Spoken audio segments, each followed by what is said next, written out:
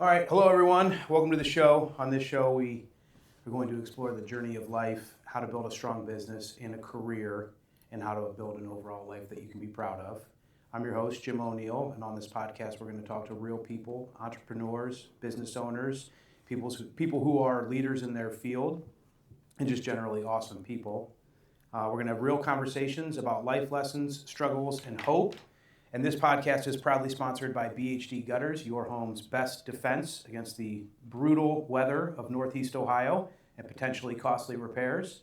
Also brought to you by the elite sales team with Real of Ohio, where we help hundreds of buyers, sellers, and investors navigate the tricky real estate market that is Northeast Ohio. So please help me to welcome our guest, Sean Hathaway. Sean, how are you? What's up, Jim? How's it going? Good.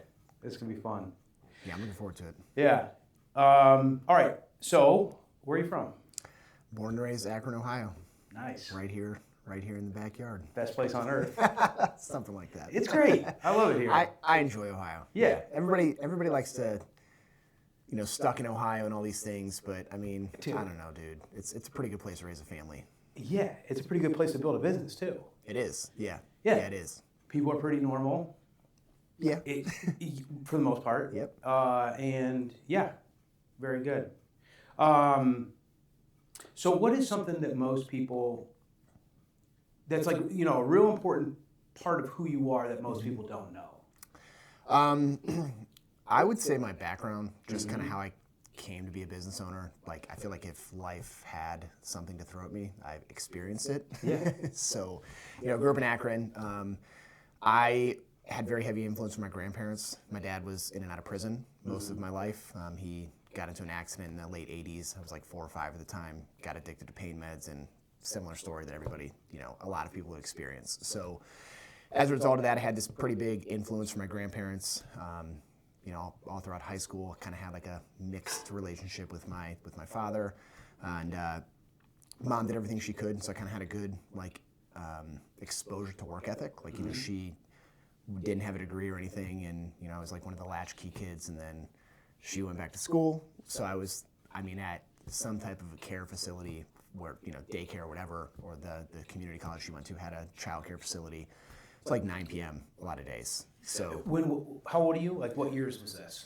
I was 3rd grade when that started. The divorce for them was around 1st or 2nd grade, and then around 3rd grade she started going back to school and all that. So a couple years later, she met my stepfather, which great relationship with him still to this day, but doesn't replace dad all the way. Yeah. But yeah, I saw that.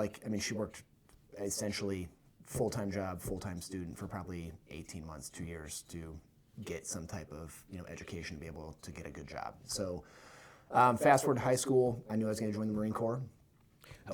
Okay. No, good. When did you know that?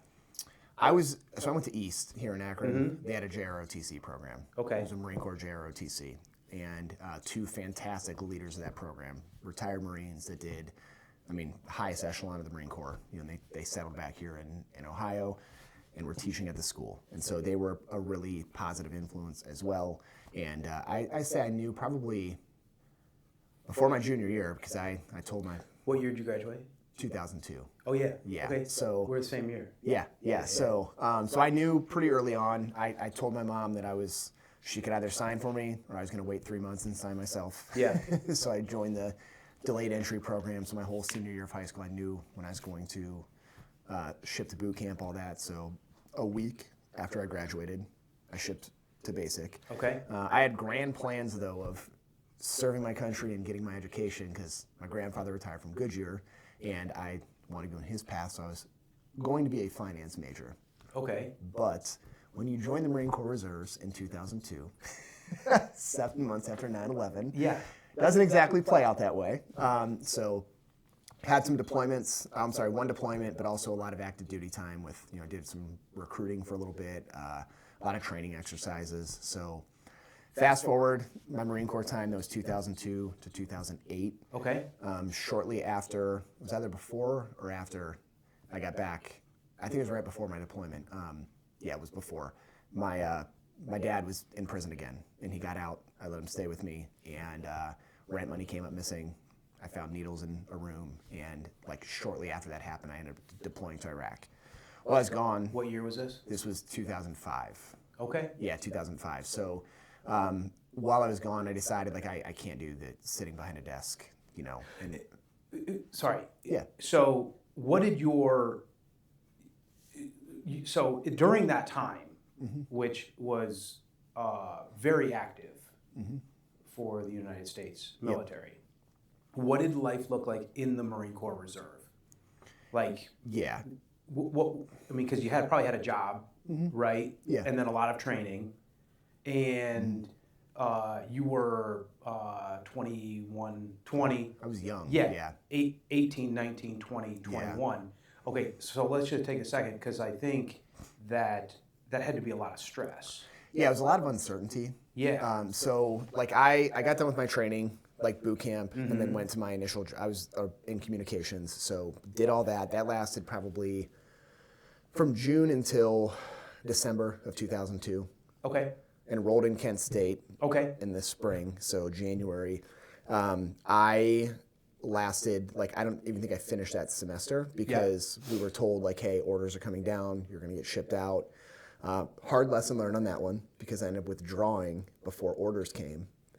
The orders didn't come for 3 years.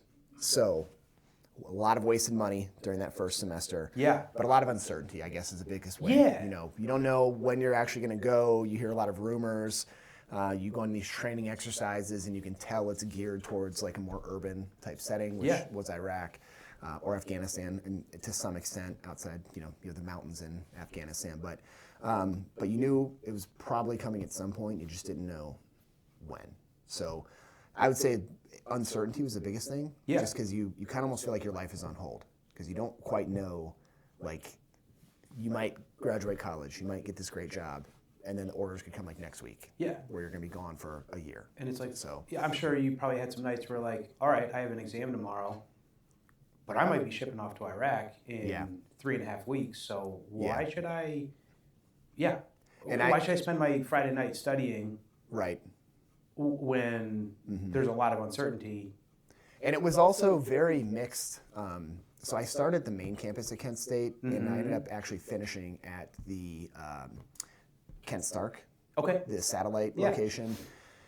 My first week or two at Kent State, I showed up to a lecture, and there were probably a couple hundred students like in this hall, and it was empty, except for like a TA or somebody up front. And I was like, hey, what's going on? And everybody, because Kent State has quite the history with the U.S. military, from the National Guard stuff in I think early 70s.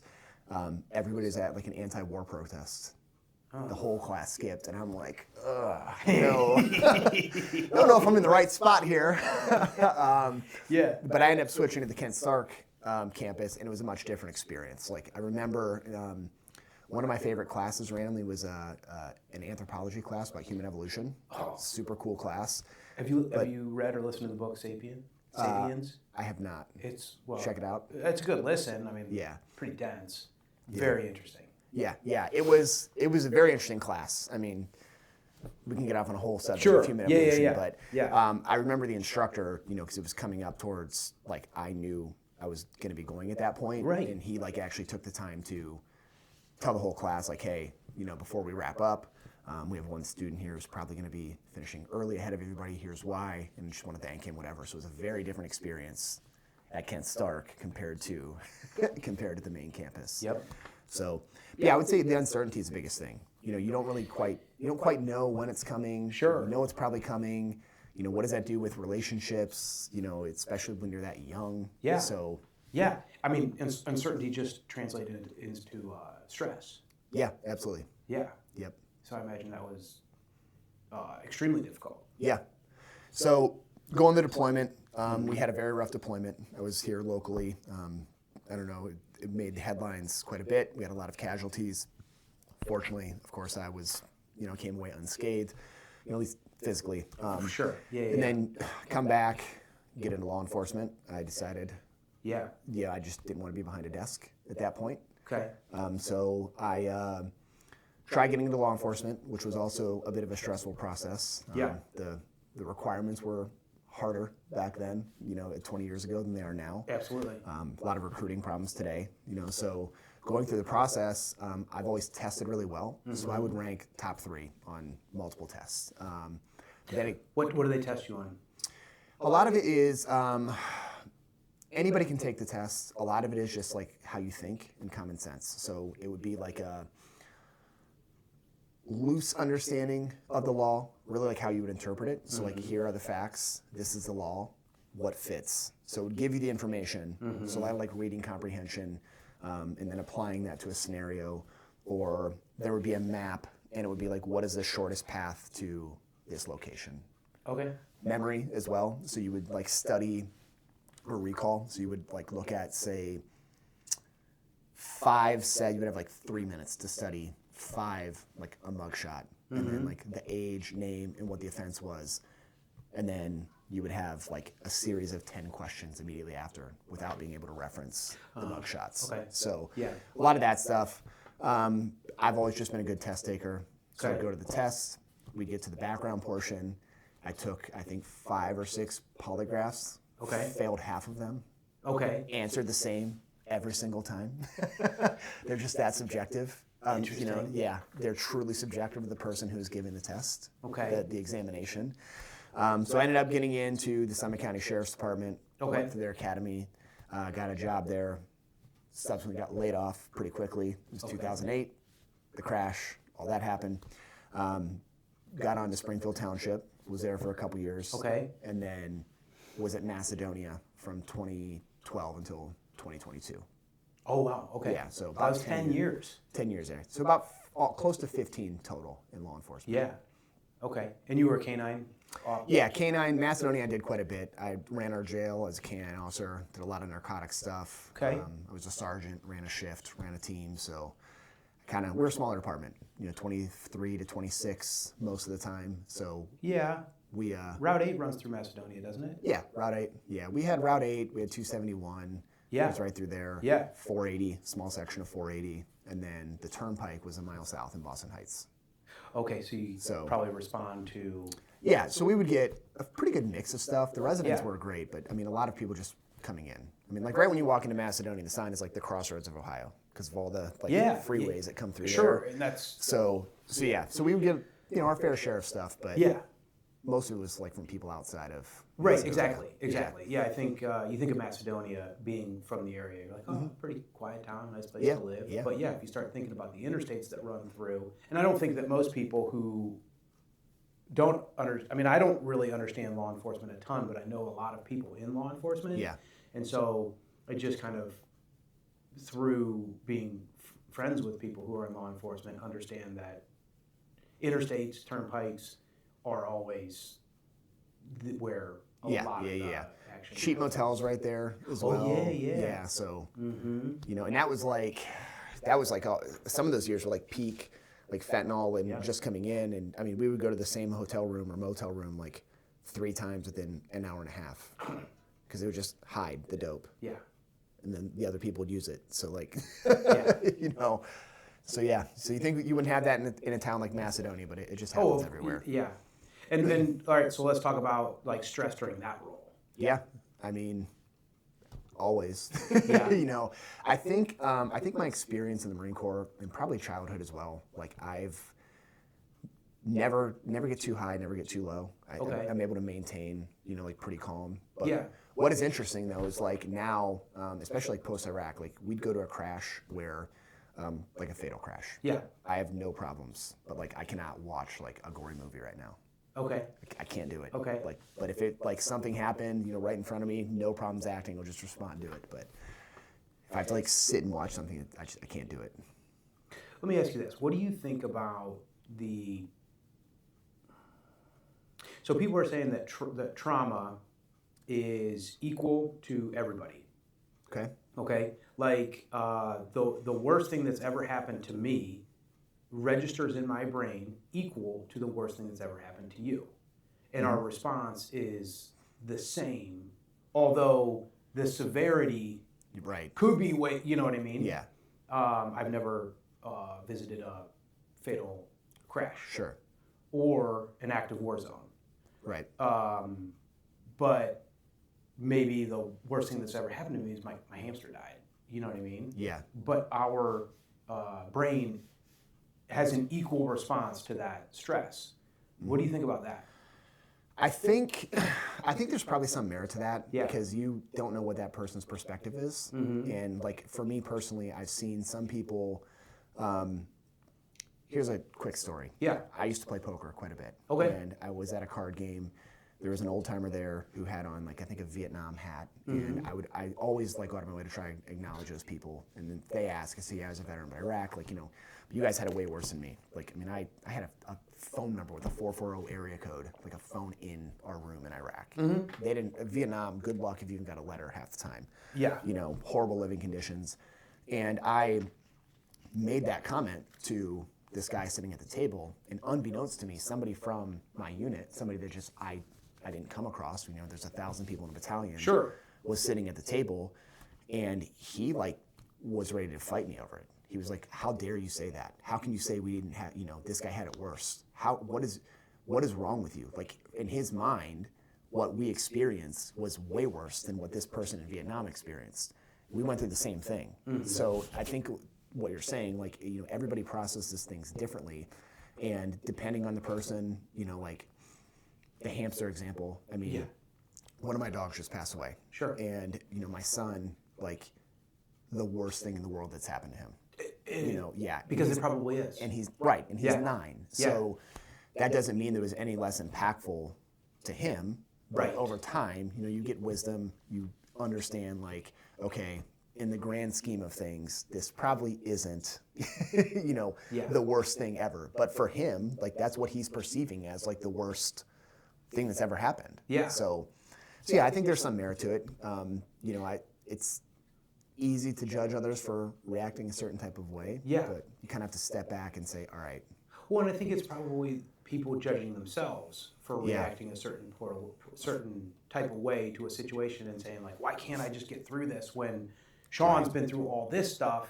Yeah. And look at him, he's doing great. He went through way worse than me. Yeah. But you know what I mean? I think I think people can start to beat themselves up over not like being stuck at a certain spot. Yeah. Like my hamster died and I can't get over it, but Sean's been through all of this stuff. And so I think that I think that what you said about time, you're just going to experience more. Yeah. And just kind of saying, all right, like, that was pretty awful, but I can draw on that experience moving forward. And, I think framing in the right mindset matters a lot as well. Like, I mean, you have kids. Yeah. I have small kids. Like, there is always going to be something. Oh, yeah. When it comes to the kids. Yeah. Always. Somebody's going to get sick. Somebody's going to need stitches. Like something is going to happen. And you just have to kind of like keep that perspective. Like for me, I mean, I don't know how healthy it is to not get too high or too low, but I mean, it definitely keeps me like even keel and able to like, respond like I feel like appropriately to that. Keep things into perspective. Yeah. Yeah, I don't enjoy getting angry. I don't enjoy getting mad. But I can also look back on if I'm going through something difficult.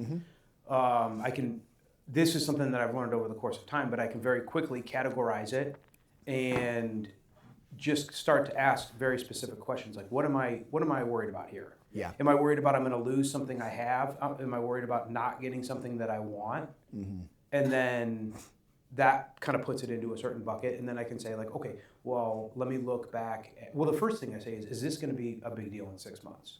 Yeah, that's a good question to ask. Is this going to be a big deal in 6 months? Yeah. And 99% of the time, that eliminates a lot of the anxiety about it. Yeah, the anxiety. Really, it's the anxiety. Yeah, and then second, I can, kind of, am I not going to get what I want? Am I going to lose something I have? That answers a lot of questions. And then I can look back and being 21, 22, 23, 24, I wasn't able to look back and say, oh, I've been through this kind of stuff before. Sure. Yeah, you don't have anything to draw from. Right. Yeah, I mean, and I don't know what your experience was. We're the same age, so like I feel like when I was 20, I thought I was an idiot looking back at the 15-year-old version of myself. And now like every 5 years I look back and I'm like, man, I was an idiot 5 years ago. And I'm 42. So like I still like look back to mid-30s and like, wow, I've learned so much, It just keeps stacking. Yeah. I was a pretty big idiot in my early 20s. Yeah, that's Yeah. what I mean. Like, Yeah. yeah, and you start making, better choices, but still, you look back. Reflect back on your last 10 years. You could probably think of some things that you did where you're like, man, that probably could have been thought out better. Yeah. Well, a lot of it comes to like, man, I spent way too much time worrying about Yeah. stuff that just straight up doesn't matter. I recently had to let an employee go. Yeah. And you talk about like how you learn, right? I was like dreading this. Oh, I think I yeah. felt worse about it than he did, honestly. I was worried about like how it was going to impact my team. Yeah. I knew my reasons were sound. His behavior was impacting my business. Yeah. And I was worried about team morale. I was worried about all these things, because we're a small team. Yeah. And then I'm like, oh my gosh, what if he reacts this way? What if he does this? So I bring him into the office. We sit down. The whole thing lasted like 3 minutes. He was like, oh, I was expecting this. Thank you for the opportunity. Gets up, shakes my hand, goes away, and then I tell the team, and I'm like, hey guys, I know everybody likes this person, whatever. And they're like, oh yeah, that makes sense. And in my mind, I'm like, oh my gosh, this is gonna be like, it's gonna ruin morale. I feel so bad for this person. And then I come to find out, like, he was already transitioning out anyways. How long did you think about that going into the conversation? Probably a week. Yeah. Yeah, probably a week of like just agony of like, there were signs that like things were happening, and then I started doing like more research into the kind of complaints that we got, Yeah. and I was like, all right, this isn't good. I need to make a change. But it was like, kids got sick or whatever happened, so it got drawn out like over almost a week, and I'm like, oh my god. And I think the longer I waited, the worse it got. Yeah. I think like there is certainly something to be said for pausing and reflecting and making sure you're making the right choice. But there is also a very fine line between procrastinating and waiting too long to just delay the inevitable. Yes. Because bad news never gets worse with time. And I definitely passed that like threshold of like, okay, this went too far. Yeah. No, but I get it, because sometimes, you're like, all right, I got to talk to this person. I want to do it in person, and then this comes up, and then that comes up, and then it's like, shit, like 4 or 5 days have gone by, and like, I needed to deal with this last week. Yeah. Not, but yeah, I get it. But yeah, the important thing is that like, I will do the same thing. I will spend way too much valuable time worrying about something that, you know what I mean? And then the outcome is never as bad as I thought it was going to be. Well, to recap this whole thing, Yeah. If your question was, like, what do most people not know about me, life and all that, Yeah. I would say that what most people don't know about me in life is that I've just been through a lot. Yeah. In various positions in life, I've been and I've had the opportunity to be exposed to all types of people. So from a business standpoint, I've worked with, people overseas. Like, I have a very good perspective about like what it actually means to like be in deplorable conditions. Yeah. All the way up to working on the police side with everything from, inner city kids to millionaire doctors, whatever. And so just having that exposure to life, like actually having traveled some, I think puts me in a pretty good position to be able to have empathy, not immediately like cast judgment on somebody, and two, make sound decisions, just draw on the experience from what I've seen. And also, I would say a lot of people, especially in business, they don't look at things they look at everything through their lens. Yes. Like through the eyes of what does Sean want or what does Jim want, instead of what does my client and my customer like actually need. So I think some people. Yeah. But I think you touching on that is kind of like the key to building a very solid long-term business versus a transactional. You know what I mean? Mm-hmm. Because I think the people that are focused on either just checking the box and getting it done, which I think most people are just concerned with like getting their to-do list done. You're a real estate agent. How often have you had a transaction where immediately the other person on the other side only cares about checking the box and getting this to the finish line? Quite a bit. Yeah, Yeah. We work with a lot of great We agents. do. There's also a few where it's like, man, come on, like. Yeah. Yeah. I don't know. I mean, it's weird because like on the listing side, yeah, maybe I see somebody who's representing a buyer and they're pushing something through, but that's none of my business. So I don't really get, you know, I'm working for the seller. Yep. Whatever your client does is none of my business. Right. As long as it's good for my seller. Yeah. But when it comes to a buyer, yeah, my only focus is I don't care. You'll be like, should we buy this house? Like, are you kidding me? We get asked that all the Do time. you think I care? No, Yeah. I don't care whether Yeah. or not you buy this house. But what I do care about is that you're happy Yeah. and that you're educated through the process. That's right. That's the right mindset. Yeah. Yeah, it's interesting. Like your team does very well, and we work with a lot of like really well, like good teams. Yeah, and yeah. I'd say the like number one like commonality across all of them is like truly client first. Yeah. You know, like not trying to just minimize and brush everything under the. It's not even just inspection. You know, it's underwriting, it's title work, like whatever it is. Like which lender to go with, which program, all this. Like it's. Put the client first, and you're going to have much better outcomes, period. Yeah. Yeah. And I think that's just a good philosophy on life. Put other people first. Yeah, And absolutely. yeah, if I walk into every situation thinking, what can I add to this rather than what can I subtract or what can I take, Yep. it's just going to be a better overall experience. Yeah, And- for sure. And I do think it starts with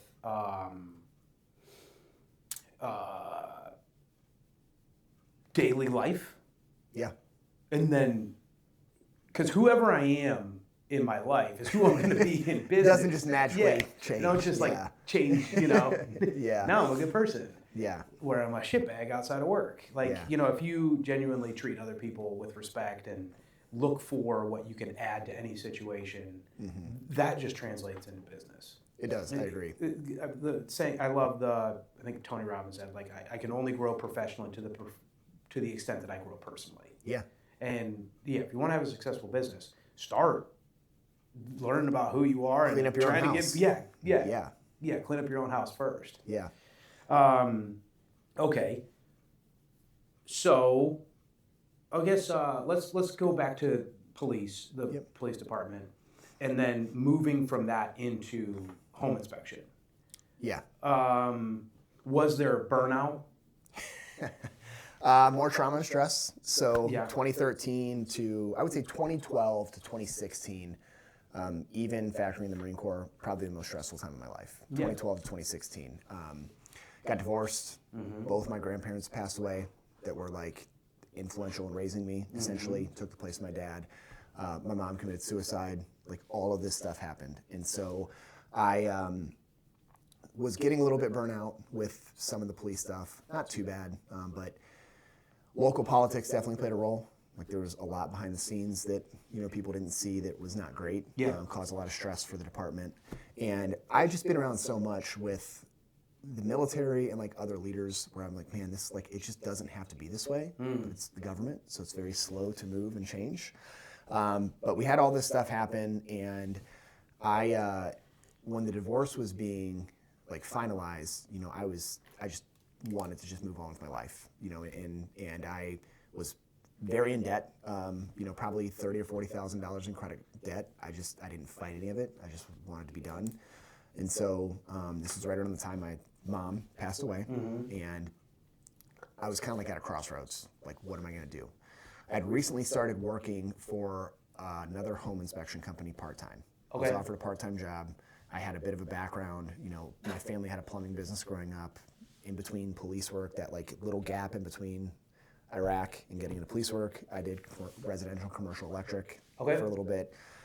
So it interested me. So we were on 12-hour shifts, so I had time off. So I started doing inspections for this other company. Liked the model, liked the business, didn't care for the company so much.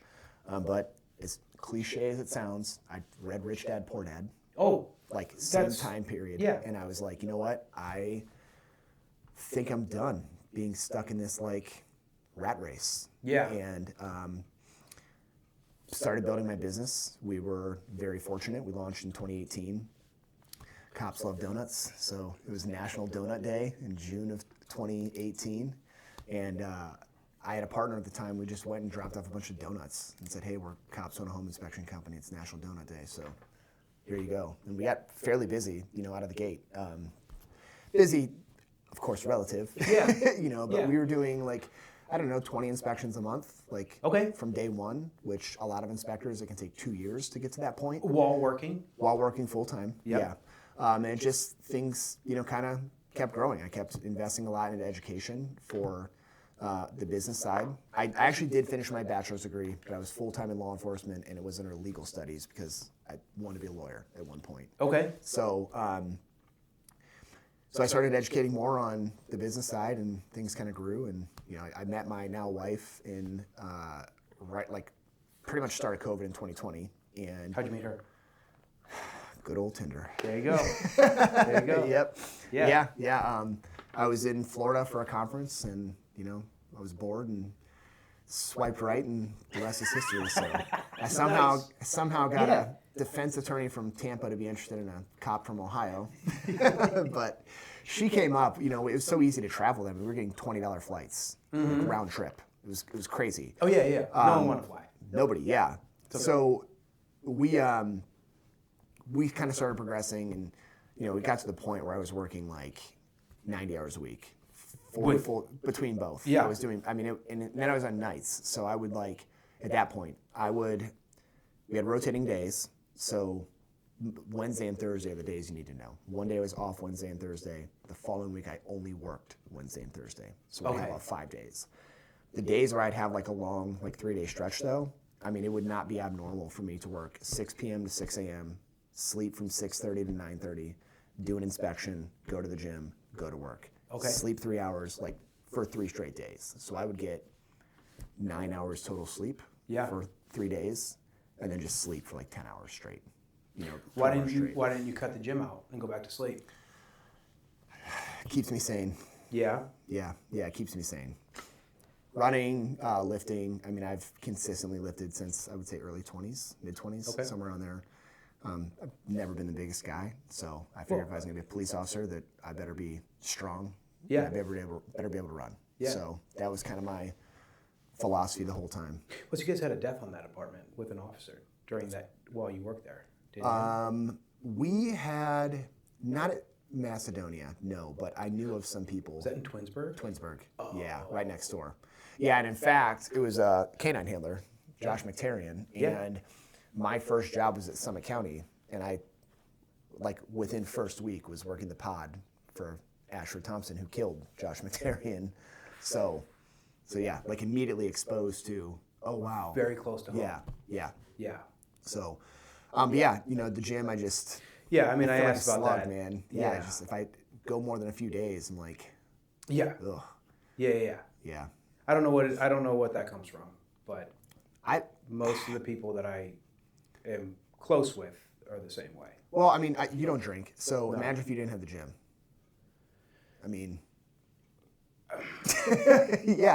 It's just good for mental health. And I've never been huge or the fastest or the strongest. It's just. But you're capable. Yeah. Yeah, I like to. Yeah, I think it's important. It is. Yeah. I think it's very important. Yeah. I got really, I would say, more focused on fitness when my mom passed, because it was kind of like that fork in the road. I'm gonna either spiral or I'm gonna put that energy into, into something else. And gym and business was the direction that went. Yeah. There's a lot there. But before we go, I wanted to ask about poor leadership and how you dealt with poor leadership. It was challenging. A lot of unevenly applied rules and discipline, and also accountability. That's people, not everybody, I shouldn't say everybody, but there are a lot of people that were quick to take credit for things, and if something happened, not own up to it. That was a challenge. And the military, a lot of people think that the military, it just creates people who just have blind obedience, and that's not the case. There is a lot that goes into a training evolution. Marine Corps definition of discipline is willing obedience to orders. But like that's lawful orders, and that is like for a combat situation where you need to trust that your team leader is telling you to do this. It's for a reason, right? It's not so you just blindly follow like whatever is said. Yeah. So I would often get asked, like we would have these things that made no sense to do at all. But it's because somebody knew the mayor and the mayor wanted to appease this person, and so we would go just sit at a stoplight for 4 hours when nobody came through there, and the guys were like, what is going on with this? And like one of the big disconnects we would have is the people at the top who are issuing out these directives gave zero context, explained nothing. It was just go do this. And then they would ask me when I would give pushback or ask for an explanation, well, Sean, you wouldn't go and ask your company commander about this stuff. And I'm like, no, I wouldn't have to, because it would be, hey, we're doing this. Here's why. This is the mission. This is what we're attempting to accomplish. Mm-hmm. And I think people who have not been in the military or a well-run like public service agency like that, it's hard to understand. I mean, it happens in business as well. There's still a chain of command, and if you don't explain things or don't give context, explain why this is important, I mean, it's very, very hard to get buy-in. And that's what we experience quite a bit. Yeah. Just do as you're told, do as I say, not as I do. Yep. And that's it. And I think part of it too is I've been out of police work for 4 or 5 years, but I mean, I think it's probably getting worse with like the political climate we're in right now, because I imagine so. There's just no accountability on both. This isn't a right or left thing. It's both sides. There's just no accountability at all. And I mean, I don't know what your experience has been, but like I've noticed that I think as a result of that, even like on the business side, people just say things that 5 years ago, I like cannot imagine like as a business leader, somebody saying. Yeah. There's no repercussions. I think I've been lucky that a lot of it's been, I haven't, if my day-to-day experience does not reflect the internet. Agreed. Yeah, agreed. Like, if I did not have a smartphone or a TV, and someone would say, hey, we're like, American society is very divided, I'd be like, yeah. Really? Agreed. Yeah. Are you kidding me? Like, I agree. I can pretty much go anywhere I want and interact with anyone I want, and like just be a good human. Yeah, and like you know what I mean. Like I I can talk to anybody. It's like a smile goes a long way. Absolutely. But I have never really been in a position of authority in a societal level. So I have zero experience. But obviously I do have the internet and I have a TV at home, so I see current events that go on, and I imagine being a police officer would be extremely difficult. And I think there's a lot of things that people will not take a second and put themselves in a police officer's shoes. Right. This is a job that most of the people that I know in law enforcement aren't like power-hungry, authoritarian, not at all, bullies. Yeah. They're just regular folks who said, like, this is a good paying job, it's got great benefits, and it's got a lot of stability. Yeah. It's respected in the community, or was at one point. Yeah. You're the good guy. Yeah. Like, I want to sign up and be a good guy. Yeah. Yeah, it's, especially in some of the cities where you have all this stuff happening, I mean, it's an impossible job. Yeah. Impossible. I mean, if your hands aren't tied by the public, they're tied by, this other area of government coming in, and it's just, I mean, a lot of, unfortunately, communities are just kind of getting caught in the crosshairs with this stuff, and it was starting to, like, that was starting to change some as I was getting out. Yeah. Because it was, like, right after a lot of the stuff, like, George Floyd happened. Yep. And the tide was kind of starting to turn, and I think with everything, it's... Well, it started to turn, I think, in, like, 2013, where that young man was shot, I think, in Missouri. Yeah. Michael Brown. Yeah. Yeah. That's where I think that was where it started. Yeah. I think a lot of it's human nature too, because like you have a snippet of a video from a traffic stop or whatever it is. You're not seeing the full context, but it gets put out there publicly, and so you have a lot of the public that is they see this and maybe they've had a bad experience with the police and it just validates, like it's like confirmation bias, like, oh my gosh, I knew it. I knew this stuff was happening. You know, it's so widespread. It's all these problems. But then you also have some police officers who probably weren't treating people great. And now they're actually getting caught on camera doing said things. Yeah. And they dig in. Both sides are like, everybody's terrible. And then the police are like, well, this is just how we do things. We don't need to change. There's the ability to like kind of come together. Yeah. You know, and like, hey, let's like work through this. Yeah. You know, it's so polarizing. And it's probably a guy who might, let's just look at what you did. You worked 12, you slept for 3, you went to the gym. Yep. You slept for 3, went to work another job, went to the gym, and then went back to work. I think that's very rare. I think most people would work, sleep, Yep. with no release in a job where it is very important that you know how to handle yourself. Because if you don't know how to handle yourself, then you operate, well, I'm speaking very assumptively here, but if I don't know how to handle myself physically, then all of a sudden a lot of fear starts creeping in.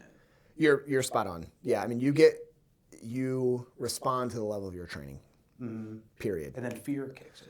Yeah, or you're put in a situation where you don't know how to react, and then you said, like you said, you have that fear, and you know that was like one of the things, not just with my department. I mean, this is law enforcement wide. Like the ability to train is hampered by budgets. It's hampered by staffing. Certainly, you know, if somebody gets injured during training, then the city is on the hook for all the rehab, recovery, all that. And then especially you have a situation where outside of the troopers, there really aren't any fitness standards at all. You go to the academy, you get your OPATA certification, and that's it. That's the last time you get tested for anything. And so even in my own department, people would make fun of me because I would come to like work with like a piece of like lean steak and like a salad or whatever. Yeah. And they would tell me I'm eating like a rabbit or like whatever.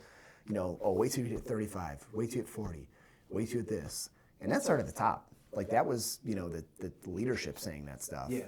And it just kind of has a trickle down, you know? Yeah. But all the guys who had like back problems and hip problems and all that, I never had that because it's literally just taking care of yourself. Yeah, it's really important. It's really important. And I think anyone who is in law enforcement definitely needs to know how to fight without a gun. Yeah. Yeah. And not even... You don't need to be an expert. You just need to have a few moves that you know will work every time. Will work every time. Yeah. And you can rely on those. And that takes a lot of practice. A lot of practice, a lot of reps. Yeah. Most police departments are doing... I mean, the most frequency that I've heard of, at least in this area, is once a month on the range for a couple hours, and that's a lot. It should be twice a week on the mat. Oh yeah, I agree. Yeah, many people are, they're doing hands-on, like on a mat, with any kind of, whether that's weapons retention, whether that is subject control, any of it. Once a year, Once a year, maybe twice, and a 3 or 4 hour time block, and you're going through all these techniques. I had a guy ask, he asked me, he's like, oh, what department are you with? At Jiu-Jitsu. Oh, yeah. I said, I'm a fucking realtor, bro. You know your wife's friends? That's who I work with. Nice. Like, yeah. You need to get your shit together. Yeah. It's just, it's sad, but I think things in that arena would be a lot better if it were mandatory. Yeah. Or if the standards were higher. Yeah. But whatever, it's not my, yeah. And I think jiu-jitsu is probably the most applicable, but I think it needs to be well-rounded because like there will be situations where your only option is to throw a strike. Yeah. Compared to, you know, or grappling. I mean, like you have to at least have some exposure or confidence. I mean, most people do not know how to throw a punch. No. Like actually throw a punch or know what it's like to get taken to the ground. Yeah. That's probably more important. Yeah. I mean, assault, you know, throwing a punch is assault. And yeah, that should be way down the line. I agree. But just the reason I bring it up, yeah, it doesn't have to go from like nothing to firearm. Oh God, yeah. Yeah. Yeah. Like if you have the confidence and know how to defend yourself, it doesn't have to go straight from, okay, I just got like hit, now I have to shoot somebody. Right. Exactly. Yeah. But I think that comes from leadership, and I think leadership starts at the city level or county or municipality. That should be where it should be coming from. Yep. It shouldn't be a bottom up, which I think right now there's a lot of really good police officers who invest in their own training all the time. I go right across the street to Get Fit, Yeah. like the gym there. I see some younger cops there all the time. Yep. They're in phenomenal shape. Yeah. And that in and of itself is above like Yeah. the vast majority of law enforcement. Yeah, but it shouldn't be. It should be a top down rather than a bottom up. Yeah, I agree. And it should be a hard job. It should be before the shift starts. Whatever. I can't say what it should be or what it shouldn't be, but I think it's a. I think the citizens deserve that. They do. Yeah, the citizens also have to understand that to get that level of professionalism and like care, you have to invest. Yeah. And unfortunately, that is probably going to mean tax dollars. Yeah. You know, I mean, you get the level. I mean, you get the communities as a whole get out of it like what they put into it. Absolutely. Yeah. So, I guess what was the final straw that pushed you into full-time home inspection? It got to the point where I hit a ceiling. I couldn't go any further. And my wife, you know, she moved up from Florida, and she was like, you are like going to kill yourself, like work yourself into the ground, you know. And she was right. You know, she was right. And I was just kind of done, you know, with working like so many hours. Between police work and military, I had about 20 years of public service at that point. And I was just like, you know, I tried to affect all this change. Nothing is happening. And, you know, everybody's shocked. Like the chief was retiring in like 3 months. They're like, Sean, we need you to take this test. We want you to be the next chief, all this. At least that was the voice of a lot of people in the department. Yeah. And like 3 weeks, I gave plenty of notice because, you know, I'd been there for 10 years. I wanted to make sure that they had ample time to replace me. I gave 3 months notice. And they're like, you're not leaving. I'm like, no, I am. They're like, no, you're not. I'm like, no, really, I am. Like January, you know, 2nd or 3rd is my last day. And they're like, oh. And then people had a hard time like wrapping their head around it. So I got a lot of money in home inspection, huh? All that, you know, like they couldn't conceive of themselves doing that. But I will say after I left, it did, I've had multiple people either start a business or a police officer either start a business or actually just get out of law enforcement altogether because they were like, oh, like you took the step and like, we saw was safe. You provided inspiration. You know, and they were like, you know, it helped me like a lot. You know, move in that direction. So I, at least as a first responder, I mean, I think if you're not preparing for like life outside of wearing a uniform, you're probably selling yourself and your family short. That's tough though. It is. Because it's probably the good ones that are going to leave. It is, yeah, and that's like what I explained to my administration. You know, it's not the people who you maybe don't need here that are leaving. It's the people who are educated. It's the people who are, you know, forward thinking, like the people you want to stay. And it's a tough spot for public service in general right now. Yeah, absolutely. Because we need those people. Yeah. Were you able to replace your income with home inspections when you jumped into it? Yes and no. Yeah, I knew I was going to take a hit. Yeah. Especially when you had 2 salaries, Yeah. whatever. You know, it took me probably, I replaced, I would say, 80% of it. Okay. You know, That's very strong. Yeah, 80%. But it wasn't until I would say the last like 6 months where I'm now doing comfortably above where I was at police work. Okay. And, you know, able to. And how many years in is that? 3.5, 4? Of leaving police work. But 8 years into my business. Started in 2018. Okay. So. Okay. But I will say that was quite the transition because I learned real quick when I left police work, I thought I had all the business stuff figured out. I definitely did not. Yeah. Yeah. You know, When I left, when I stepped out of landscaping, I was in landscaping for probably from 5 years, like professionally. And then Was that your business or were you working for No, I somebody? was working for Okay. a couple different companies. But when I stepped out of that, I went from a livable wage to nothing. Oh yeah, yeah, And in hindsight, it was very reckless. yeah, Yeah, it was very reckless. But I had some people who really cared about me and be like, just do it. yeah. Just do it. And I should say part of that why I was able to like have that 80% is just the VA. I have a disability rating with the VA that was able to kind of pad that. But otherwise, yeah, I mean, it would have been like, Yeah. I mean, you got to bet on yourself. I worked 3 jobs. When I got a real estate license, I worked at a golf course. I mowed greens from 6 a.m. until 2:30. And then as I closed a couple houses, I scaled it back to noon, sold a couple more, and then I scaled it back to about 10 or 11. Yeah. But then I kept that from April of 13 all the way through September of 14. Yeah. And there was a day in 2014, I plowed snow overnight. I went straight, mowed, and then I showed a couple houses, all in a day. And it came to the point where my wife was like, "Hey, you need to pick something." Yeah. Because I was gone from 6 in the morning until probably 8:30 or 9 at night. Yeah.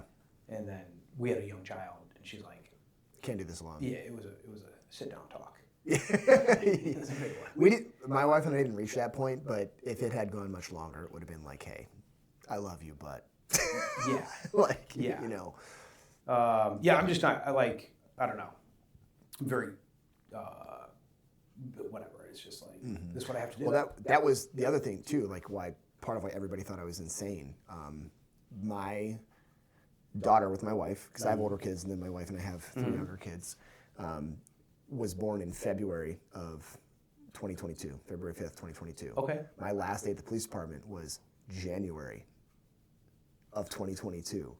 So they're like, hold on, you are leaving like right before your daughter's born? Like, are you insane? And I wanted the time, you know? When I was younger with the older kids, it was like you, like I was working. I mean, I didn't know anything. Yeah. You know, I didn't have like a great framework and was working like lower paying jobs, multiple jobs, keep things going. When I was going through the police academy, I was working full time, going, you know, all the things. And I just missed so much. Like, so much time gone between the military and all these things. And I was just like, you know what? I'm going to figure it out. Like, I'm going to figure it out. Let me ask you this, because like that, the reason I asked like how much of your income were you replacing, because I think a lot of people attach some self-worth to their earning, whatever. Yeah. Their annual earnings. Yeah. Which, again, going back and being able to look back, Yeah. I can now today see the foolishness in that. It's very stupid. Yeah, yeah. But I did not believe that when it mattered to me. So I literally went from what I was making to less than 50% of that I believe it. the next year. Yeah. We cut everything out.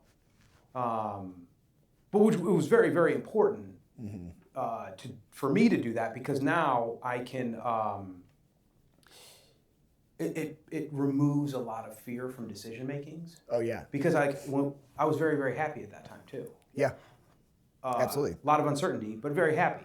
So I know, like, oh, it'll be, if I lose, Yeah. that fear of like, what if I lose what I have? Yeah. It's like, oh, I've been very happy with a lot less. So Yeah. it takes a lot of that fear away. So what do you think about that? Like the connection of my self-worth to my income? I can understand what you're saying, because like when I was still full-time in law enforcement, you know, and those like years leading up to, you know, whatever, like me leaving, having both incomes, I mean, God, dude, I was making money hand over fist. Yeah. Yeah. And so when I went from, and I guess if you factor that into it, I did go below 50%. You know, because there were years, I mean, my salary at the police department was 90, and Inspection was another 60, 70, 80. And I went from like that to just 60, 70, 80, you know. But I was happier, like you said, you know, and I think for me, I had a little more resolve in making that leap because I had already been in a position where I got divorced, had all of this debt, Yeah. and was able to like climb out of that Yeah. through my business. And I'm like, all right, you know what? If it happens again, I know I can do it. Yeah. You know, Yeah. and my wife was similar. You know, like she had, you know, we had kind of like worked together to like resolve some just not even really poor choices, just life, you know, happening. And Yeah. and you know, we were able to claw our way out of that. And you know, now even like at this juncture, you know, like I'm investing in real estate quite a bit, and Yeah. sometimes that involves some fairly significant risk, you know. And I'm like, well, worst case scenario, we lose all this. You know, we're not losing our house. Like we'll still have each other. Yeah. We're gonna have to cut back on, you know, X, Y, and Z. But like I know we can get out of it. Yeah. Yeah. When Luke and I bought the gutter company, my dad said, "What if it doesn't work?" And I said, I haven't even considered that. Yeah. I don't know. It'll be fine. Figure it out. Yeah, I'll figure it out. I mean, I don't want to, but Yeah. if I have to, I'm confident that I can. And I think that is what, I think that has more value Yeah. than dollars I agree. in a bank. Yeah, I agree. Yeah. All right. So, you are in a reputation business. Very much. Yeah. And what would you say helped you build reputation and trust with the public so quickly? I would say, kind of like we talked about earlier, like what helped build that trust quickly was having empathy and being able to like look at it from the perspective of the client, right? So very early on, we had a scenario where a client moved in and did this home. We did the inspection, and so it was a kitchen setup, like sliding glass door, linoleum floor, Yep. dining room table right next to that opening, Okay. and huge dining room table. They put a rug underneath there, so we did not move the giant dining room floor, and rug. Yeah. And the floor was just destroyed underneath. So, is it my fault? No. Like, you know, what could I have done? I mean, honestly, like, it's not really reasonable for us to move all this family stuff to look underneath there. Yeah, absolutely. It's written in the agreement that they signed. Sure. Yeah. First time home buyer, young family, we bought them a new kitchen floor. That's I mean, because above and beyond. you know, it's well above and beyond. But I mean, we were a newer company. I'm not to say we don't do those type of things now. Sure. But you know, it's a reputation. I mean, it cost. It was a small section. It was, I think at the time, you know, these like pre-COVID pricing. Yeah. You know, maybe $700 or $800. But I mean, the goodwill that bought. Oh gosh. You Yeah. know, and even with the whole brokerage there, like it Yeah. was, you know, especially being a young company, not having a great established reputation. Yeah. But yeah, I mean, it just paid forward is the way I looked at it. Yeah. You know. Absolutely. Yeah, because you very easily could have said, "Well, I'm really sorry," but if you review the document that you signed, that nobody ever reads, it will say that we don't remove and move furniture and all that kind of stuff. I think a thing that also helps quite a bit is I preach this to my team. There are so many scenarios in life, and especially in business, where it may not be your fault, but it is your responsibility, and you have to figure out like how to overcome that. So, Yeah, you didn't ask for that. It's just in your lap. yeah, Yeah. yep, And there's two ways to handle it. There's the, kick rocks or let me see how I can be helpful. yep. Yeah. So, I think that let me see how I can be helpful path is going to, right. because a negative review. Especially when you have like 4 of them. Is not great. Not great. But yeah, I think that's a phenomenal way to handle that type of an issue. Yeah.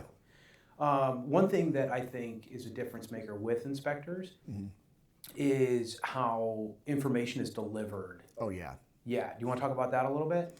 Yeah, I mean, there are people in the inspection industry need to understand what their actual role is. And their role is to provide information, period.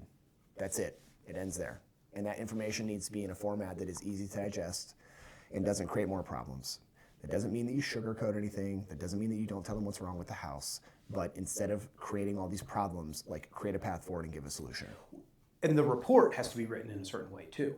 Yeah, yeah. A lot of the report, everybody, now Ohio has licensing, so everybody kind of has to adhere to the same standard as far as like what language is used on the agreements and in the report writing. But the report writing should give context. You know, some of the stuff in the report writing we have to put in there because our insurance requires it or the state requires it.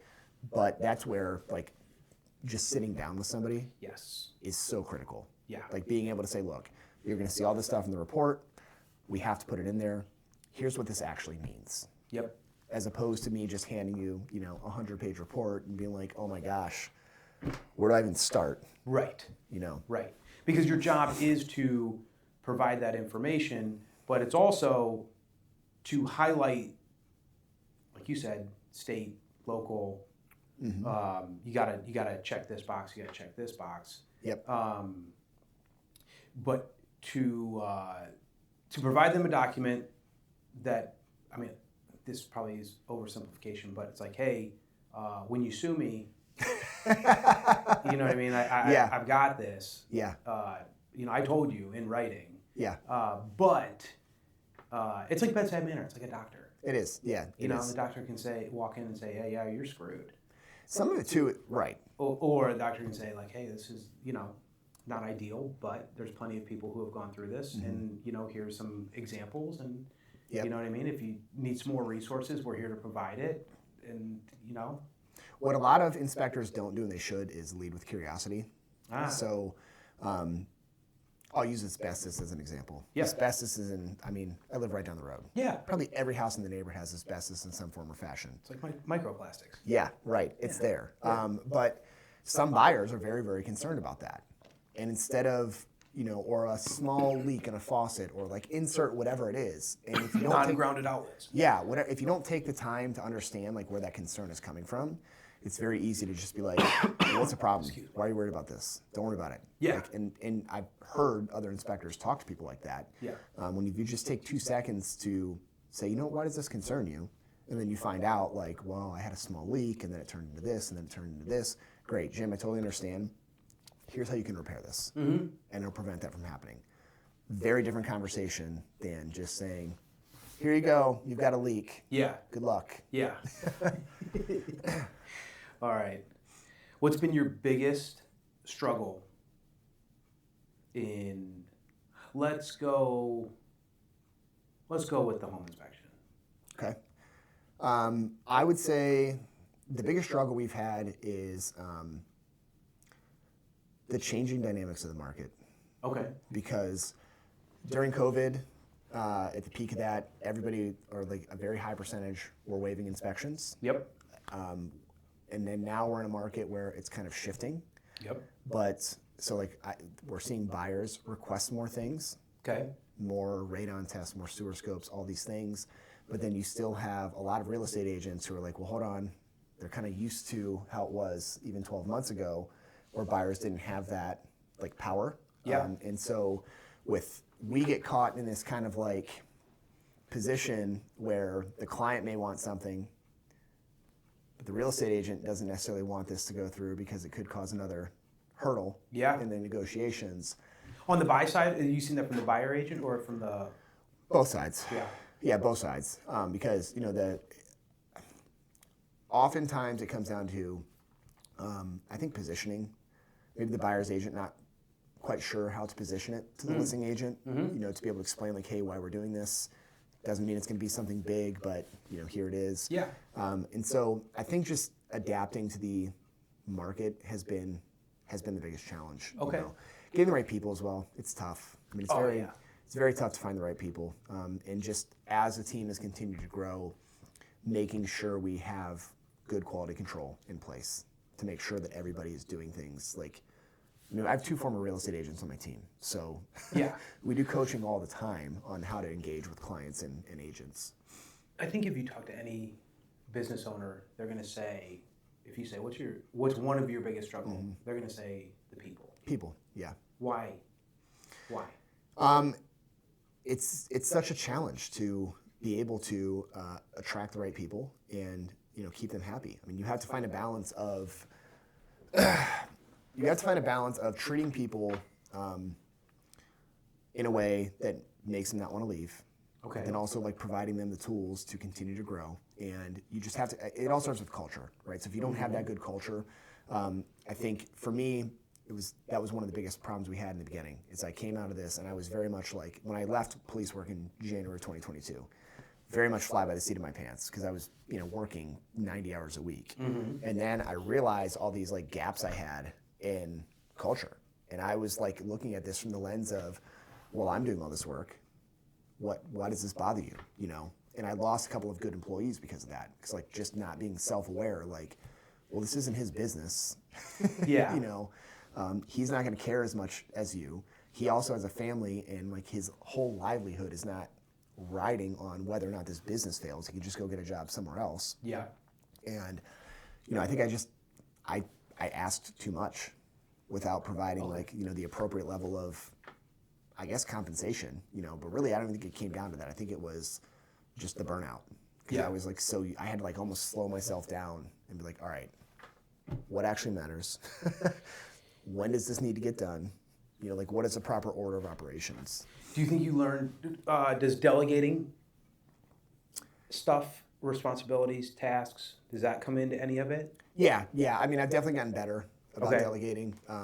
Hiring the right people, like the right skill sets. Yeah. And I think part of the problem that I had with people was hiring people who I just liked rather than like for the skill set. Yeah. So I would get people who thought like me. Yeah. Which is not great. You need It's that a good like point. It's a good, really good yeah, point. you need that. You need that like balancing skill set. So like I am very much big picture. I'm very much like I like to plan, I like to move, I like to keep things going, I like to jump in with both feet first. If I have an idea, let's just test it and see what happens. Yeah. And I had people around me who were kind of just like very much go with the flow. Then over the summer, I hired an operations manager who was very much like checklists, create SOPs, do all these things. And now, 8 months later, I'm like, how did I exist before Kristen came onto the company? Yeah. I can definitely relate to that. Yeah. I think it's very important to hire people who are opposite of yourself. Personalities mesh great, but you need like the personality also the person who's going to challenge you. Yeah. So. Yep. Okay, so the people issue within your company was not the ability to find people to do the job. It was just retention. I would say retention. Yeah. Also recruiting a little bit because I wasn't taking enough time in the process, like interviewing enough people, and I think just because of not delegating. This is all coming full circle here now. Not delegating, having my hand on too many things, also not creating enough SOPs so people could just I had to personally explain every single thing that happened or what task, how we do things. So I would just interview one or two people and be like, oh yeah, I like Jim. So let's just bring Jim on. Yeah, done, check. Yeah, done. Yeah, and then 7 weeks later, I'm like, oh my gosh, why is this not working? Yeah, and then you have the whole I got to fire Jim. Yep. And you think about it for a week. Yep. Yeah. Good deal. So would you say that you're scaling right now? We are more intentionally. So 2024 to 2025, 2025 year over year from 2024, we're about 70% growth. Okay. Very aggressive.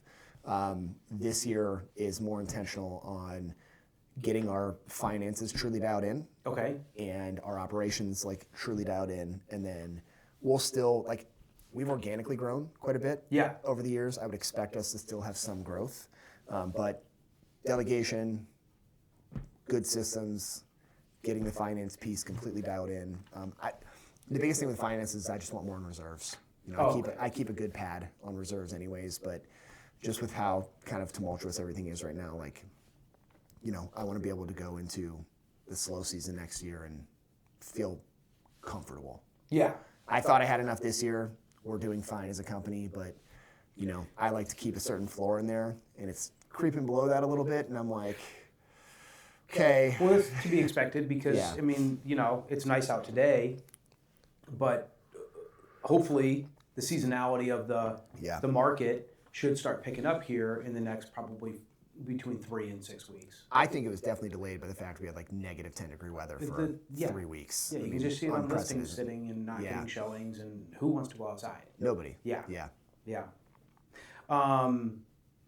Okay. To getting into some more of kind of like, I think mindset's just a dumb word. But I think it is important. Yeah. But I think it's hard to articulate. So, how do you kind of stay in the game when you get setback? How do you stay in the game? And then what does your self-talk sound like?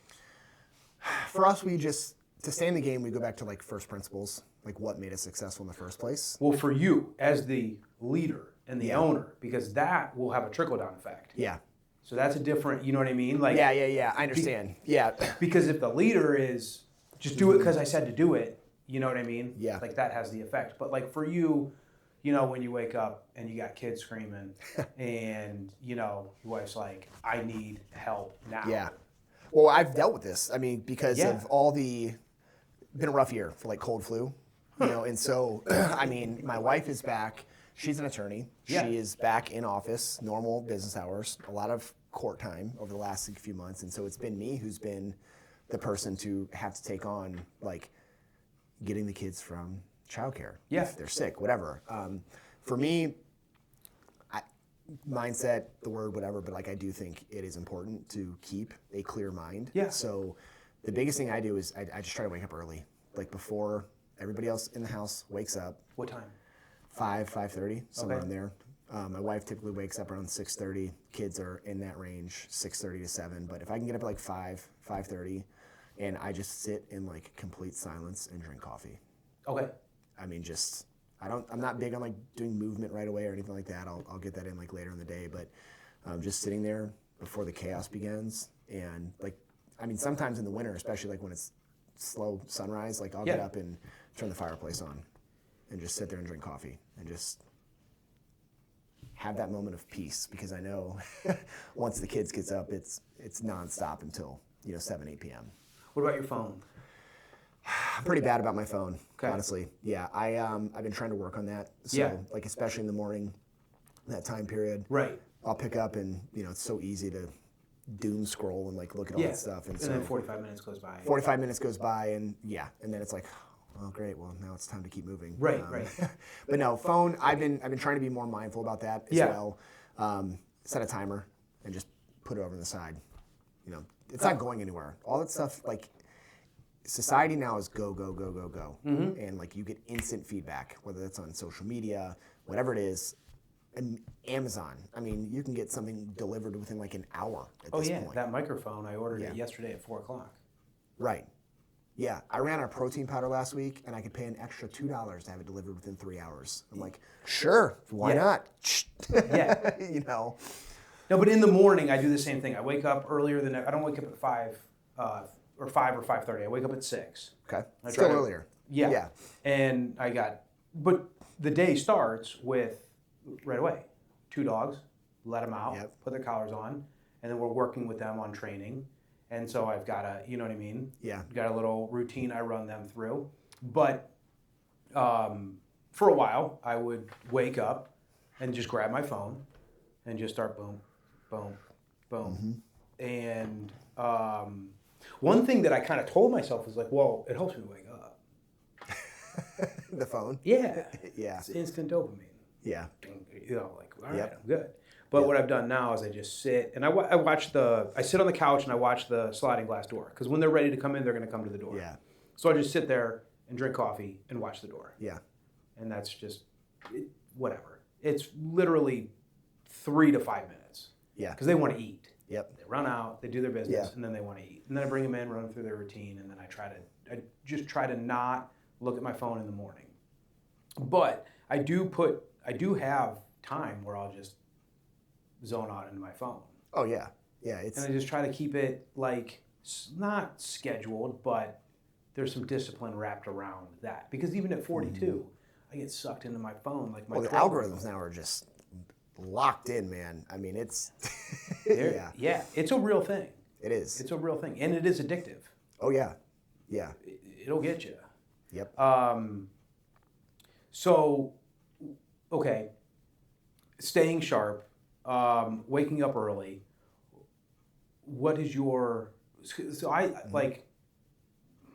I didn't make this up. I heard it somewhere. But we've got that voice inside us that hasn't changed since my memories. It goes back as far as my memories, right?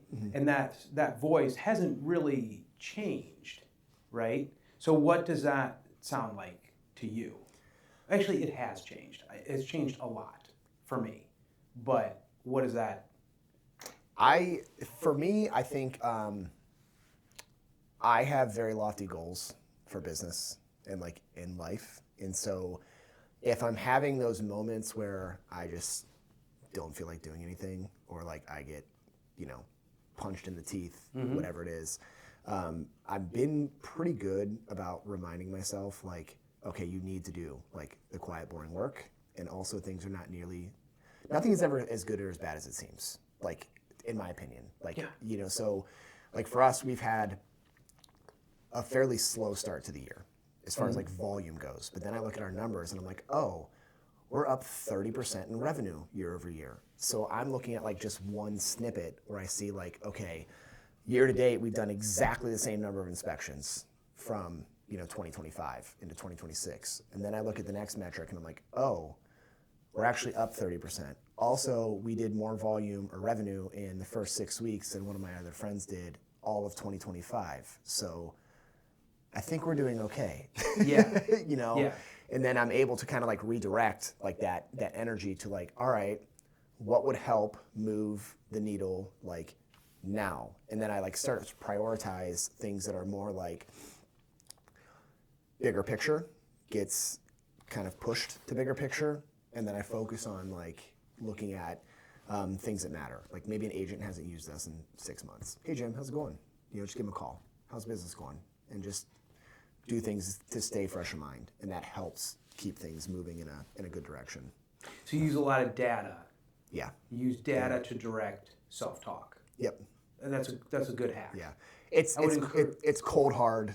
It's there in front of you. Yeah. And let's say it's bad. What worst case scenario I look at and it's bad. I at least know what I need to do at that point, and I'm not flying blind. Yeah. I think it takes the discipline to collect the data, to track the data, and then to make a decision based on the data. Yep. Yeah. I use more historical reference. Okay. Than I use historical reference within my own life a lot. This is where I was. This is where I am. Logic says that it will continue on this path. Right. And so when I get a little bit like the stress, the fear of the unknown, I just kind of look back, take a second to remember back to 2017. You know what I mean? And that's a good point, because I could probably do better with that. Like for you, I mean, it's probably easy to look back and say, well, I cut my salary in a third and, everything was fine. Well, yeah. I mean, but I think you can draw on that. I think that something that people can take away is like, how am I driven? Am I driven by data? Am I driven by success? Am I emotionally driven? Yeah. You know what I mean? Like, what does my self-talk focus on? Yeah. And for me, it's a lot of like, am I going to be okay? And yeah, like all data points to yes. Yeah. You're going to be fine. Outside of me self-destructing. Yeah, yeah. I think for me, one thing I remind myself is we had this talk at a meeting recently where we had somebody come in and we went through like this whole workshop about like personality types and all that. And I realized that I am not externally motivated much at all. Everything is like from the inside. And so I had an employee who I learned that he like really needs like that validation and whatever. And he almost kind of, I don't want to say got into it, but he like could not fathom or understand that I don't care if he says thank you to me. Like, or like, Sean, I really appreciate this, whatever. Yeah. Like, do I like to hear it? Sure. Like everybody enjoys hearing good job or whatever. Right. But I would much rather celebrate everybody else's wins and raise them up than me get that recognition like back to me. So knowing that, like, I think what motivates me on days where it's like tough is I think about like my team and like what do I need to do to provide for them, like to be able to make sure this is a good place to work. Because worst case scenario, say, you know, market crashes and all the things, I've established enough business at this point where I'm just now the person doing all the inspections, but still making good money. Yeah. You know, like that's absolute worst case scenario. Yep. I actually have to go out in the field and do all the inspections now. Yeah. So in the grand scheme of things, that's a pretty good safety net. Yeah. No, I I feel the same way and I have the same thing. Yeah. Yeah. Things got bad. I just sell real estate out of my basement. Yeah. And it'd be fine. Yeah. I've done it. Yep. There was something in what you said. Oh, yeah, I do not do a good job of telling people, hey, you did great. Yeah.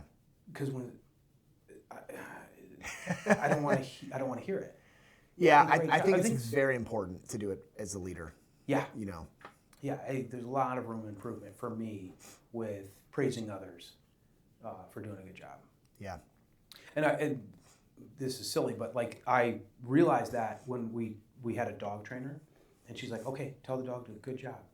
And I was like, I never tell the dog. Praise is so important. Maybe that's where that comes from canine. You know, like praise was like top tier when it comes to shaping behavior for the dogs. Yeah, she's like, you have to praise your dog.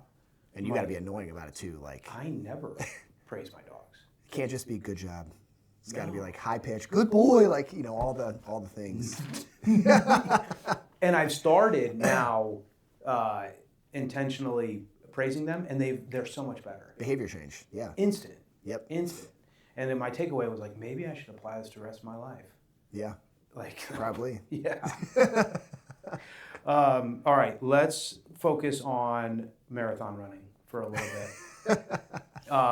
And then we could, because I know we got about a half hour. About 30 minutes. About 30 minutes. Yeah. So you run a lot. I do. I could just make it simple and ask why, but I've also run a lot in the past. Mm-hmm. And what has that taught you about just life in general? It's so cliche, but it's a marathon, not a sprint. You know, I mean, like since we're talking about running, your problems are still going to be there whenever you get done. But I think it just like you need to take the time and pause. And for running, for me, like that's what it is. Like sometimes some of the best ideas I've had are like mid-run. It's like meditation in motion for me. Yeah. You know, like I run and honestly, I hated running until the Marine Corps, and I didn't have a choice. Yeah. And so I was never even really a big distance runner until I met my wife, and she's a marathon runner, and I'm like, well, I can't have my wife running marathons, and I'm not going to. Yeah. You know, so we did our first marathon together in the fall, and learned a lot through that. Certainly, we've got another one coming up in April, but I think after April, probably going to like settle in on half marathons. Yeah. Rather than a full. It's Makes a sense. good balance for me. But yeah, but running is just you're feeling. It's so hard to feel stressed after going for a good hard run. Yeah.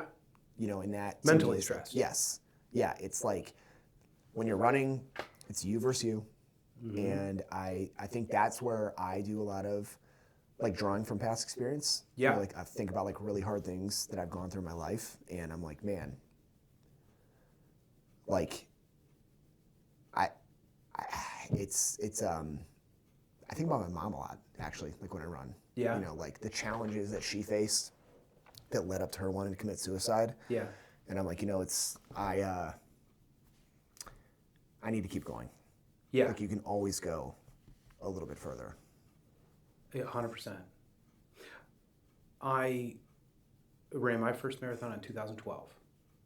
And on January 1st, 2012, I quit smoking. Okay. And then just started jogging. And then figured I'd never run a race. Yeah. Never did a 5K or anything like that. You just went straight to marathon? Yeah, I just signed up for a marathon. I had a buddy who was a really good friend of mine. He's like, dude, it's not, you can do it. Yeah. You can do it. A lot of it's mental. Yeah. And I was not self-employed, but was having a really hard time with my job. Yeah. I did not want to, I wanted to do something different really bad. And it was 2012, I was not getting, the only thing that was on my resume was landscaping and management. And I wanted to get into something different, like sales oriented. And I was running, so I signed up for the marathon. I ran a lot to prepare for it. And then I was running through Santa Ana Parkway, and there was this guy in a Leaf suit for the Metro Park, and it said, "Belief in yourself." And I literally it was 16 miles in. Things start to get a little weird. Yeah. Especially if you're not a marathon runner. Right. You know what I mean? And we're not like your typical marathon runner guys. And I started crying, and I was like, I'm done. I'm just gonna go. I'm just gonna do it. And that was like a huge moment in my life. And it was something so dumb. I saw some guy in a Leaf suit. Yeah. And it changed the trajectory of my life. But it was also what I really value in distance running is how deep it takes you into yourself. Oh, yeah. Yeah. And you can't get there without going there. Right. But then once you've been there, you never go back, which is really, really cool. And I would really suggest to anybody to just run for a year and see how far you can go. And then when you think you have to stop, don't. Because I'm sure you've been there where you're running and at mile 1, your ankle hurts. Oh, the marathon, I had a health scare over the summer. I remember that. Yeah. So fortunately nothing was wrong. But it was a lot of concerns about my heart. I was on a run preparing for the marathon, and I got super dizzy. I almost blacked out. I thought I was having a mini stroke. Turns out I was just probably super dehydrated. Yeah. But it uncovered all of these things that I didn't even know existed. I have an abnormal EKG always. I've got a PFO, a small hole in my heart from birth, right? All these things, and so my training cycle. I ran maybe 3 months, stopped or ran maybe once a week for 2 or 3 months. Then I started ramping up again. And the marathon was in October. So this is Which marathon was it? Marine Corps. Oh, okay. Yeah. Where is that at? DC. Okay. If you were somebody who's running their first marathon, DC is the marathon. The Marine Corps marathon is the one to run. Because pretty flat. Flat, but also the crowd support is incredible. Yeah. And you will see people running by you with no limbs. Yeah. And you're my leg hurts. This dude doesn't have a leg. Yeah. But no, then I got a bad shin splint, and so I didn't run for 4 weeks, 3-4 weeks. And I'm well, I'm doing this. I had to modify what I did. I did a run walk, but it was a very aggressive run walk. It was and I didn't start it until 2 hours in, and then it was 9 minutes running, 1 minute walk. 9 minutes running, 1 minute walk. But I learned that everything doesn't go as planned, but you can still get to the finish line. Yeah. You have to adapt. You talk about the pain, I made the amateur mistake of stopping to pee at mile 22 or 23 because I'm oh, well, Runner's Village is going to be crazy and I've got to go. Who knows when that opportunity is going to come? And as soon as I stopped, my legs locked. So I had probably a good half mile of running on stilts. Oh yeah. Where, I've been there. Yeah. So, but the pain was horrible because I just had no time on feet for any of it. Yeah. But now I'm ready to go for Big Sur here in, in 10 weeks. Yeah. It's definitely worth it. It is. It hurts. Oh yeah. And there's people running 240 miles, and we're talking about like 26.2, Right. which there's a lot of weirdos that run a lot. Yeah. But just for the average person who has a family and You learn a lot about yourself. and it's achievable. Yep. It is very achievable. Yep. For anyone who says like I could never run a marathon, like yeah, you could. I mean, you can do anything you want. Yeah. But it is achievable on a 9 to 5. It is. You can run a marathon, no problem. Yep. And it takes you to a place physically and mentally that I think is very teaching. You have to sacrifice something. So like a lot of people get very comfortable, and I think you learn so much, you grow so much when you're not comfortable. So if that means you have to wake up at 6 a.m. to run, get your ass up at 6 a.m. and run. And I promise you, like the whole rest of your day is going to feel better.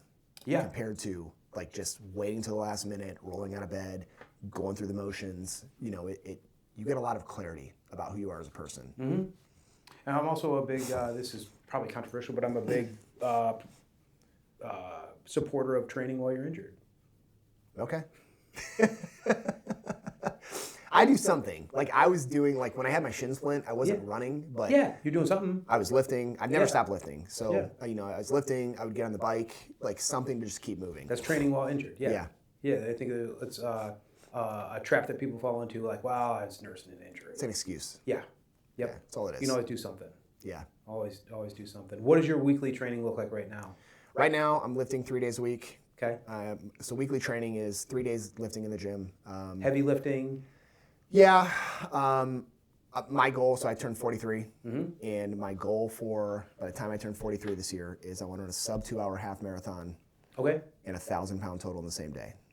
In the same day? Same day, yeah. So that's a big goal. Yeah, so right now I'm doing a lot of like 70-80% like max lifts. Okay. And then runs are 4 to 5 days a week, somewhere around there. And it's a mix of like maybe 2 or 3 easy runs and then like one hill workout because Big Sur has crazy elevation. Yeah, it's like 2,400 feet elevation change.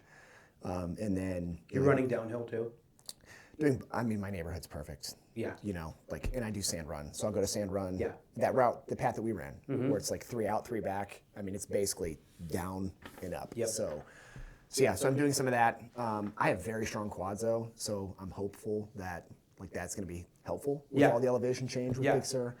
But yeah, so 4 to 5 runs a week, and then I fortunately like where my kids go to school, there's a gym there. So I will go, like arrive around like 4, do my lift quick, and then just go straight to the classroom and get them. That's cool. Yeah. So what does the 1,000 pounds look like? What's your pull? What's your squat? What's your press? Yeah. Right now, squat's about 390. Okay. Deadlift is about probably 65, 70. My lower back is very angry these days. Yeah. So I've got to be careful with that. Is that on a bar or a trap? Trap I can go higher, Yeah. but it doesn't count on a trap bar. Okay. So Whatever. Unfortunately. Yeah. All right. I'm switching like sumo right now too. Okay. So if that helps a little bit. And then bench is probably about 275 right now. So Are you going to do the lifts before? Yeah, I'll do lifts in the morning. And then run? And then run, yeah, probably early afternoon. Where are you going to do the half at? If I can't find the challenge, I'm probably just going to have to do it. Yeah. Because, and I'll probably just go to the towpath. Towpath. Yeah, Nice. just straight out, straight back. I PR'd the towpath. Yeah. In like 15. Yeah. But yeah, it's a great run. Yeah, right now the runs is what's holding me back, just because I haven't put in enough. That's a fast run. So you're running 8:20s the whole time. Yeah, I went for a run the other day, and I was at 9. I think it was at a 9-minute pace around there for about 8 or 9 miles, and my heart rate was pretty stable, like 150s the whole time. That's perfect. So I think if I had to push it, I could. Yeah. But I don't want to blow up this training cycle for the marathon before I. When is the marathon? April? April 26th, I think, somewhere around there. I started running. I took about 10 months off.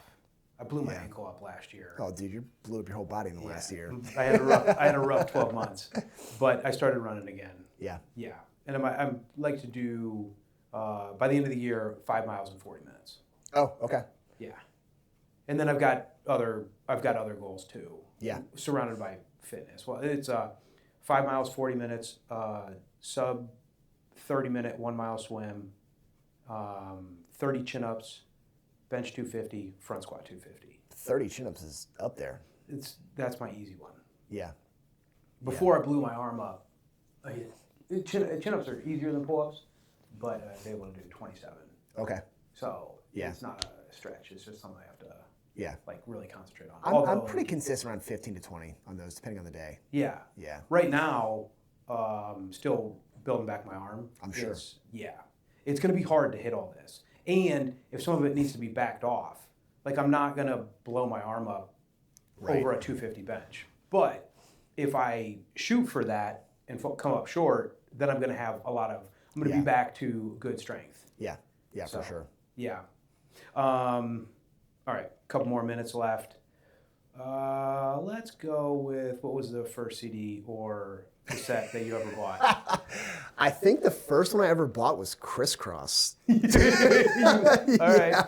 Yeah. You bought it? Yeah, I remember having a tape, and I used to ask my grandparents, like, to get chores. Yeah. You know, like, do chores, get some money. Yeah. And that's the earliest one I can remember. Okay. That or Nirvana. Nirvana would have been a little later. Yeah. The CD, Nevermind? though. Yeah. That was on CD. I do remember having Nirvana on CD. But Crisscross was on cassette tape. Yeah. I didn't, my buddy owned that, so I didn't get it. Tape? I don't know. I remember having the MC Hammer CD. Okay. Yeah. I don't know about tape. But, yeah, I was big into music when I was little. Yeah. Real big. I was up and down when it came to music. Yeah. Yeah, like I'd have like spurts where I really liked it, but I was like a psychopath and went probably 10 years without even using any headphones or anything at the gym. I don't. But now if I do it, I'm like, oh my God, I have to suffer through like 45 minutes. Yeah. My typical workout doesn't have music. Really? Well, it's playing at the gym. Yeah. But I don't use headphones. Interesting. Sometimes at home I do. But I just like to look as unapproachable as possible, so I can just get in and get out. Yeah, that's a good play. I don't know if I want to. All right, what do you think the modern guy is missing in their life? That's kind of a big one. Confidence. Where does that come from? I think the modern guy is missing confidence because the goalposts seem to keep moving quite a bit, and the foundation to like have a strong family, I don't think it like is valued as much. Okay. You know, it's very rare to see a family that is like still together, and I say that from personal experience. You know, the experience that my younger children are going to have compared to my older children, like makes me very sad to think about. You know, because we have such a great family dynamic, and that's not to say that, you know, not saying that to judge anybody. Like I grew up in a broken home. I have older kids, you know, from relationships that didn't work. So, but I would just say like, yeah, I mean, confidence in being able to, I think this is bigger. It's an indicative of like society as a whole. Like everything is immediate now. So the ability to like actually focus and do work for long periods of time without getting recognition or money or success, a lot of people just give up. Yeah. You know, and they don't get like the support I feel like that they need. And I think that when I say like it's all indicative of like society as a whole, people are like losing support of their family. You know, like maybe they want to do what you did and leave and start their own thing, knowing that it's going to be a huge risk. Yeah. But the demand now, like the need to have like something right now is like there's so much pressure that most people won't take that jump. Yeah, I agree that the goalposts are moving. What do you think? Well, I think it is confidence. I think that is huge. Yeah. But then where does confidence come from? And I think a degree of confidence comes from success. Yeah. And then when the goalposts are constantly moving, I think of the people that are just a little bit younger than us. Because when we went to school, they said, go to college, get a degree, you'll get a job. Yep. And they were pretty much right. And I don't think that exists anymore. Yeah. Say, go to college, and then what? Well, Get a- we are, Get a, yeah, get a job serving coffee, and I have $150,000 in student loans that I cannot get away from ever. Yeah. Like, what a movement of the goalpost, and what a lie to tell young people. Here, just sign here. We'll give you a ton of money. I still have 40,000 in student loans for a degree that I will never use, ever. Yeah. And there's the argument that you had a lot of life experience during that time, Sure. and you learned some things Yeah. during that time, and you're in a position now that where you will pay it back because you have to. Yeah. But yeah, I think confidence is really important. I think empathy is really important. I think that people need to just take a good look. I mean, and everyone has their own circumstances, but taking a good look at the how fortunate we are just to live. Oh yeah, gratitude is missing, Here. lacking daily. Yeah. So yeah, gratitude. Gratitude and confidence are two really big ones. But then I would encourage somebody to look at, with the goalpost moving, just to start to pull some self-worth from effort. Yeah. And what you mentioned earlier, it is you versus you. Comparison it's so easy with social media now to compare you to everybody else. Everybody else. Uh-huh. And I think that is a huge issue, like with not just men, but like people in general. But I do think, like for men, like you said, you know, like so many people tie their self-worth to income or any of these things. Yeah. You only see what the world wants you to see on social media. Yeah. You know. Yeah, and I asked men because I don't think a lot of chicks are going to be watching to us just chit chat. You know what I mean, or have a lot of interest. So, and I think that that's who we can connect with, like, and have the biggest impact on. Absolutely. But I think it's really tough, and I think that people, if I could say something to young men, don't chase money, chase fulfillment. Yep. And that comes from gratitude, empathy, discipline, and if a fulfilled man is going to be a lot more likely to achieve, if the goal is financial success, than somebody who's just scraping and clawing to do anything for financial success. Have you read Think and Grow Rich? I know I own it, and I probably listened to part of it. Okay. But one of the big premises in the book, Yeah. you know, for those who don't know about the book, the author, it's written like in the 40s, and the author studied what was his name? Napoleon Hill. Yes. Okay. He studied like Andrew Carnegie, J.D. Rockefeller, all these people who were like the titans of industry in the early 1900s. And the number one thing that he saw was that most success for men happened in their 40s. And that was because they were established, they chose the right partner, like established in life, like not business, like they had fulfillment outside of that. They had a wife, they had kids, they had faith, they had something that fulfilled them outside of just chasing a dollar. Yeah. And they felt stable Yeah. and were able to then flourish. Yep. Yeah, and it takes time to get to your 40s. It does. Yeah. Yeah.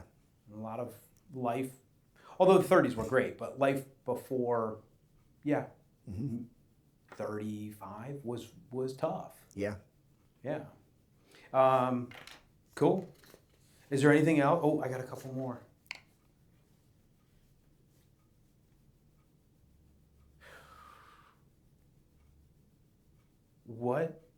When did you, okay, I'll back this up a little bit. Okay. Because I think you are an extraordinary person. I appreciate that. Absolutely. You've been through a lot. And you've got a great business that provides a fantastic service. When did you realize that you were capable of growing into who you are today?